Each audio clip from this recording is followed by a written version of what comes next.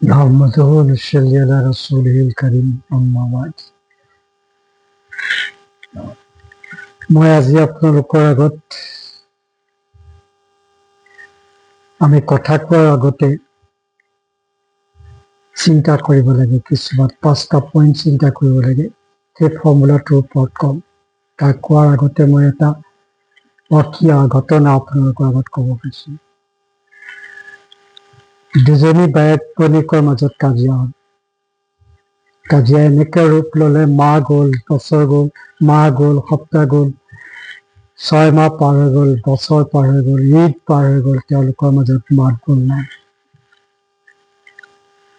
মাকহঁতৰ কাজিয়া দেখি ল'ৰা ছোৱালীবিলাকেও জেঠায়েকক চালাম কালাম নিদিয়া হ'ল, মাতবোৰৰ পৰা বিৰত থকা হ'ল।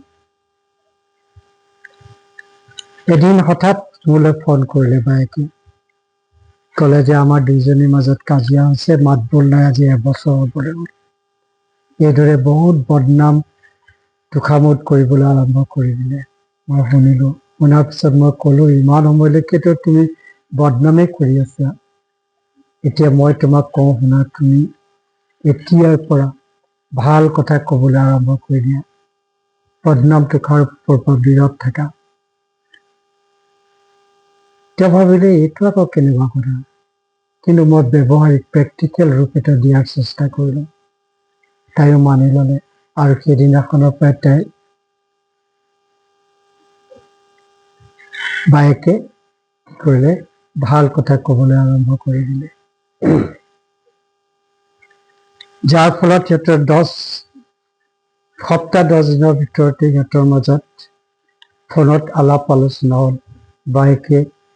বায়েকলৈ ভনীয়েকে ফোন কৰি ক'লে যে মই তোক ইমান দিনে ভুল বুজি আছিলো, আচলতে তোৰ গাত দুখ নাই, মই তাৰ কাৰণে নিজেই দুখী, মই তোৰ ওচৰত মাফ খুজিছো, তই মোক মাফ কৰি দে। সিহঁতৰ মাজত মিলা প্ৰীতি আকৌ আৰম্ভ হ'ল। কিহৰ কাৰণে? ভাল কথা আলোচনা কৰাৰ কাৰণে। ভাল কথাই মানুহৰ পৰিৱেশ সলনি কৰে, ভাল কথাই মানুহৰ অৱস্থা সলনি কৰে, ভাল কথাই মানুহৰ মনত বিভিন্ন ধৰণৰ এনাৰ্জেটিক মুভমেণ্ট, পৰিৱেশ সৃষ্টি কৰে। সেইকাৰণে আমি সদায় ভাল কথা আলোচনা কৰিব লাগে। যদি আমি তাকে কৰোঁ, ভাল কথাই কওঁ, কাজেই এই কথাটো মোৰ নহয়, কোৰাণত ইউছুফ আলাইহিছ ইছলামক তেওঁৰ পিতা, তেওঁৰ বাপেক ইয়াকুব আলাইহিছ ইছলামে কৈছিল, ভাইবিলাকৰ মাজত যি বেয়াৰ প্ৰৰোচনা হৈছে, যি বেয়া, এইটো শয়তানৰ পৰা হৈছে। কাৰণ আমাৰ কথা বতৰাৰ ওপৰত শয়তানে সদায় হাবি হৈ থাকে, কেনেকৈ আমাক তেওঁ সিহঁতি মিছলিড কৰিব পাৰে, ভুল পথে লৈ যাব পাৰে, বেয়া প্ৰৰোচনা আমাৰ মাজত ভৰাব পাৰে। আমি তাৰ পৰা সদায় সাৱধান হ'ব লাগে। এই কথা কোৰাণৰ এই ঘটনাটো আমি মনত ৰাখিব লাগে। আচৰণ শুদ্ধ কৰা আটাইতকৈ উত্তম দৃষ্টান্তই হ'ল আল্লাহৰ ৰাছূল সাল্লাল্লাহু আলাইহি ওয়াসাল্লাম। আমি তেখেতৰ পৰা সেই জ্ঞান আহৰণ কৰা উচিত। তেখেতে এবাৰ ইবনে উমৰক কৈছিল, সৰু কালতে, কি যে সুন্দৰ চেহেৰা ল'ৰা, তুমি যদি তাহাজ্জুদ পঢ়িব আৰম্ভ কৰি দিয়া, তেতিয়াহ'লে তোমাৰ জীৱনত এটা বেলেগ প্ৰভাৱ পৰিব। ইবনে উমৰে সেই দিনাখনৰ পৰাই ৰাছূল পাক সাল্লাল্লাহু আলাইহি ওয়াসাল্লামৰ এই মৰমৰ আবেদনক এনেকুৱাকে লৈ ল'ল যে এতিয়াও বয়সতো তেওঁ ক'ব পাৰে যে আজিলৈকে তেওঁ কি কৈছে, ইবনে উমৰে তাহাজ্জুদ কেতিয়াও সলনি কৰা নাই। কিন্তু তাকে নকৈ যদি ৰাছূল পাক সাল্লাল্লাহু আলাইহি ওয়াসাল্লামে খঙেৰে ক'লেহেঁতেন, ইবনে উমৰ তাহাজ্জুদ পঢ়িবা, তোমাৰ জীৱনত ভাল প্ৰভাৱ পৰিব, খঙেৰে যদি ক'লেহেঁতেন, হয়তো তাৰ প্ৰতিক্ৰিয়া নগ'লহেঁতেন, ভাল ফলপ্ৰসূ নহ'লহেঁতেন। আৰু এটা ঘটনা, এদিন মই প্ৰতিবেশী ঘৰতে ফুৰিব গৈছিলোঁ। সন্ধিয়াৰ সময়ত মাকে ল'ৰাটোৰ কথা ক'লে যে ই খালি দিনটো খালি খেলা ধূলাতে ব্যস্ত থাকে, খালি খেল, তাই বিভিন্ন ধৰণৰ খেলত ব্যস্ত থাকে, পঢ়া শুনাত মন নিদিয়ে। মই তেতিয়া ল'ৰাটোক ক'লো, বাবা খেল খেলিবৰ কাৰণে মানুহক ইণ্টেলিজেঞ্চি লাগে। ইণ্টেলিজেণ্ট হ'লে খেল ভালকৈ খেলিব পাৰে। গতিকে তুমিনো কি খেল খেলি ভাল পোৱা? এফালৰ পৰা তাৰ কথাবিলাক ক'বলৈ আৰম্ভ কৰিলে কি ভাল পাইছে। মই কথাৰ মাজতে তাক ক'লো, চোৱা তোমাৰ বহুত টেলেণ্ট আছে, তুমি বহুত ইণ্টেলিজেণ্ট হোৱা, কিন্তু কেৱল তুমি এটা ক্ষেত্ৰতে কেন্দ্ৰীভূত কিয় হৈছা? তোমাৰ টেলেণ্টটো তুমি বঢ়াবৰ কাৰণে তুমি মাজে সময়ে পঢ়া শুনাও কৰিবা। যদি তুমি পঢ়া শুনা কৰা তেতিয়াহ'লে তোমাৰ কি হ'ব? টেলেণ্টটো আগবাঢ়ি যাব, তোমাৰ ইণ্টেলিজেঞ্চ আৰু বাঢ়িব।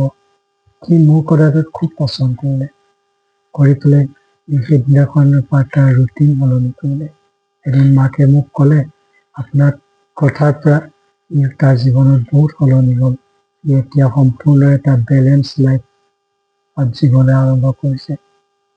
দেখা চাওক, ভাল কথা, মৰমৰ মাত, এইবিলাকে কি কৰে? মানুহৰ বহুত পৰিৱৰ্তন কৰে। আপোনাৰ এটা ৰাস্তাত ল'ৰা গৈ আছে, তাক যদি কয় তোমাক দেখিবলৈ বৰ ভাল লাগিছে, তাৰ মুখত এটা সুন্দৰ উজ্জ্বল ছবি দেখিব পোৱা যায়। আমি যদি প্ৰয়োজন অনুসাৰে কেতিয়াবা কোনোবা এটা মাউৰা ল'ৰা বা অভাৱী ল'ৰা, কোনো নাই, ঘৰ দুৱাৰ কোনো নথকা এটা ল'ৰা, তাৰ দেখিছো, দেখি পেলাই আমি কি কৰিছো? গৰমৰ সময়ত তাৰ গৰম সহ্য কৰিব পৰা নাই, কাপোৰৰ অভাৱ, ঠাণ্ডা দিনত তাৰ তেনেকুৱা পৰিস্থিতি, তাক যদি আমি এযোৰ জোতা দিলো বা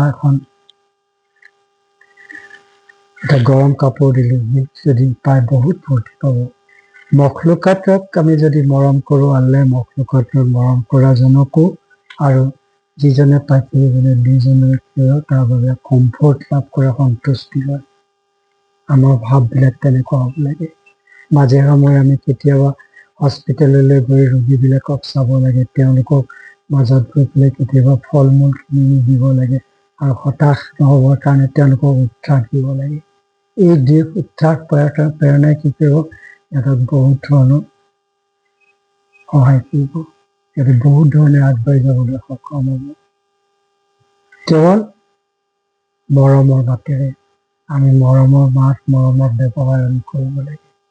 আমি নিজৰ গ্ৰেটিফিকেশ্যনৰ কাৰণে চিন্তা কৰিব নালাগে। আমাৰ মতলব থাকিলে মানুহজনক ভালকে চালাম কালাম কৰি তেল মাৰি, সেইটো আমাৰ হ'ব নালাগে। ফলপ্ৰসূ নহয়। আমি সদায় মৰমৰে মাতেৰে অন্যক দিব লাগে। এই ক্ষেত্ৰত আমি এটা চূড়া চাব পাৰো, চূড়া বনি ইছৰাইলৰ 53 নম্বৰ চূড়া, 53 নম্বৰ চূড়া। তাত কৈছে, 53 নম্বৰ চূড়াত কৈছে যে tell my believing servants to say only what is best. Satan certainly seeks to sow discord among them. Satan is indeed a sworn enemy to humankind. কি কৈছে? আমাক কৈছে যে মোৰ বান্দাসকলক কৈ দিয়া, আল্লাহে কৈছে, সেই কথাই যেন কয় যিটো ভাল, অৰ্থাৎ ভাল কথা ক'বলৈ কৈছে, ভাল বেষ্ট কথা ক'বলৈ কৈছে। নিশ্চয় শয়তানে সিহঁতৰ মাজত চিকুট পায়। কথা বতৰাৰ যোগেদি যেতিয়া আমাৰ ৰূপ তথা ৰূঢ় ব্যৱহাৰ যদি হয়, তেতিয়া কি কৰে? ই মনত আঘাত দিয়ে। আৰু এনে কৰিলে শয়তানে উচতনি দিয়া আৰু কাজিয়া সৃষ্টি কৰাৰ সুবিধা পায়। আমাৰ মনত ভৰাই দিয়ে কাৰণটো, যে কথাটো তোমাক টেনা মাৰি এই কৰ্কশ ৰূপৰ বা ৰূঢ়ভাৱে যদি কৈছে, এইটো তোমাক ইংগিত কৰি কৈছে। তাৰ ফলত কি কৰিলে? শয়তানে অন্তৰত তাৰ বেয়া ভাৱটো ভৰাই দিলে। শয়তানে এনেই সুযোগৰ কাৰণে বাট চাই থাকে। শয়তান যে মানুহৰ প্ৰকাশ্য শত্ৰু, তাত সন্দেহ নাই। সেইকাৰণে আমি সদায় কথা কওঁতে বহুত সাৱধান হ'ব লাগে। ইয়াৰ ওপৰত 5টা ফৰ্মুলা আছে। সেই ফৰ্মুলাকেইটা হৈছে যে কথা পতাৰ আগতে চিন্তা কৰা উচিত, যি কম সঁচা কম। 2 নম্বৰতে যি কম প্ৰয়োজনীয়তাটোৰ কথা কম, যাতে কাৰোবাৰ প্ৰয়োজনত আহে। যি কম হেল্পফুল যাতে সেই কথাৰ যোগেদি সি হেল্পফুল হয়। আৰু যি কম সি যাতে প্ৰভাৱিত হয়, উৎসাহিত হয়, ইনস্পাইৰেশ্যন লাভ কৰে। সেইকাৰণে কথা কোৱাৰ আগতে মই নিজকে ভবা উচিত, ইজ ইট ইনস্পায়াৰিং, কাৰোবাক অনুপ্ৰাণিত কৰিব পাৰিছেনে? আৰু সেইকাৰণে সকলো সময়ত 5 নম্বৰ আমি চাম যে সঁচাই মোৰ কথাটো কাইণ্ড হয়নে, ভাল হয়নে। যদি আমি এই কথাকেইটা এই ফৰ্মুলাটো মানি চলো, তেতিয়াহ'লে আমাৰ মুখৰ পৰা কেতিয়াও বেয়া নোলাব। আৰু বেয়া ওলালে আমি শয়তানৰ প্ৰৰোচনাত আহি আমি আমাৰ মাজত, আমাৰ বন্ধুত্বৰ মাজতো আনবিলাকে বেয়া ভাৱ সৃষ্টি কৰি দিব পাৰে। আৰু এনেকুৱা ঘটনা মোৰ জীৱনতো হৈছে। মই কৈ পেলালো কিবা এটা কথা, বন্ধুৱে সেই কথাটো ইমান গাঢ়ভাৱে লৈ পেলাই মাত বোল নোহোৱা হ'ল, বহুত বছৰলৈকে মাত বোল নোহোৱা হ'ল। এদিন মই হঠাৎ পাই ক'লো, কিয় এনেকুৱা কৰিছা? তেতিয়া সি মোক সেই কাৰণটো ক'লে, তুমি মোক ইমান দিন কাৰণটো কোৱা নাই কিয়? এইবিলাকতো সাধাৰণ কথা হয়, মই ভবা নাছিলো যে এইটো এনেকুৱা ৰূপ ল'ব। গতিকে আমি সকলোৱে কথা কোৱাৰ আগত সাৱধান হোৱা উচিত। যদি আপোনালোকৰ ভিডিঅ'টো ভাল লাগে নিশ্চয় শ্বেয়াৰ কৰিব নাপাহৰিব। আলহামদুলিল্লাহ।